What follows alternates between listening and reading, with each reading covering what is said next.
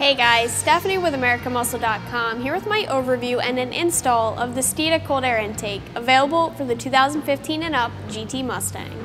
This overview is going to cover a few topics with the Steeda intake, like what you can expect from this intake, some info about the components and construction, and some info about the install. The install for this is a simple one. It's a 1 out of 3 wrenches on the scale, but I'll get more into that a little later on.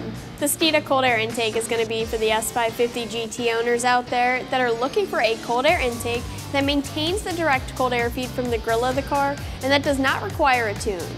Aftermarket cold air intakes are a popular mod, but there are a few different choices out there between airbox styles and filters.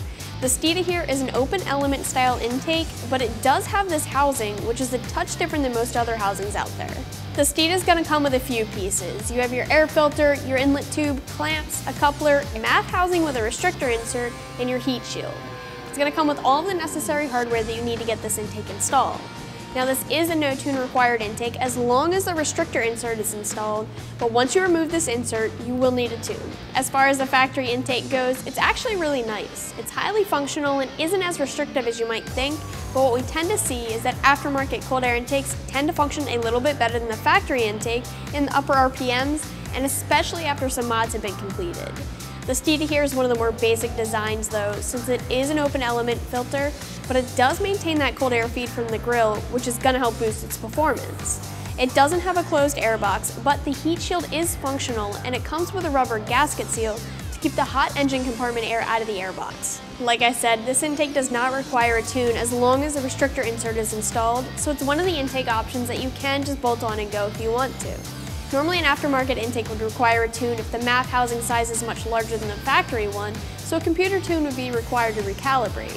But in this case, it's not needed unless you open up the MAF and remove that insert.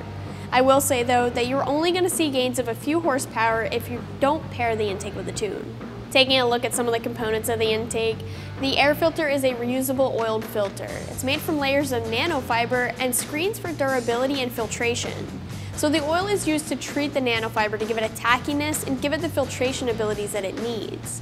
What's nice about the reusable filter is that you can clean the filter when it gets dirty and reinstall it and not have to worry about having to purchase a new filter every time.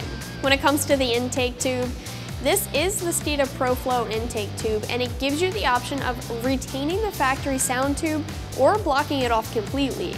Now this is a little bit different than other aftermarket cold air intakes that normally don't give you an option like this.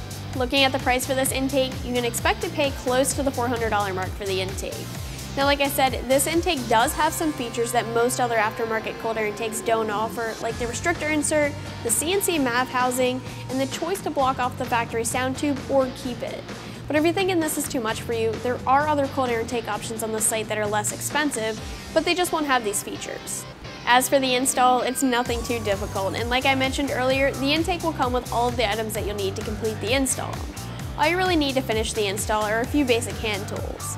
This is probably one of the easier mods that you can tackle with your new Mustang, and it'll take about a half hour or an hour tops. I'm gonna call this a 1 out of 3 wrenches on the scale.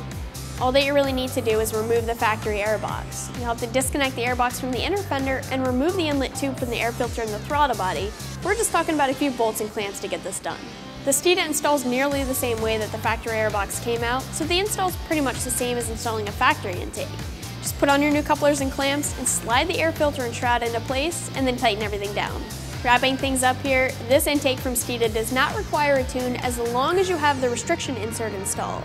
Once you remove the insert, you open up airflow to the MAF and a tune is required.